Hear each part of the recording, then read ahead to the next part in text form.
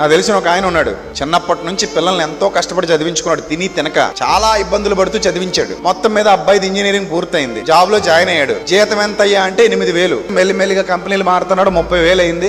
6 ఏళ్ళు అవుతుంది ఇప్పటికే. ఈ 6 ఏళ్లలో ఆ అబ్బాయి ది బెస్ట్ కంపెనీలో ఉన్నాడు సాఫ్ట్వేర్ ఇంజనీర్ గా. యాన్యువల్ ఇన్కమ్ ఎంతో తెలుసా? 50 లక్షలు.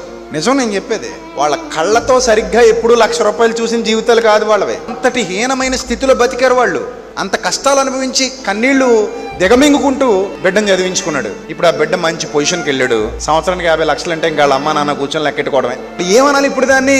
ఒక రకమైన అనుగ్రహ ఐశ్వర్యం అనాలంతే. అప్పటి వరకు పెళ్లికి పిలవలేని వాళ్ళు ఇంటికి వచ్చి మరీ బొట్టు పెట్టి అక్క మీరు దగ్గరుండి జరిపించాలని అంటారు. ఎందుకు అన్ని దగ్గరుండి ఎందుకు జరిపించాలి? 50 లక్షలు వస్తున్నాయి కాబట్టి సంవత్సరానికి. అప్పటి వరకు పిల్లలేమని అన్నోళ్ళు అసలు మేము చిన్నప్పుడే అనుకున్నాం వీడికి ఇద్దామని అంటారు. డబ్బులు ఏమనుకోండి దగ్గర కూడా రారు.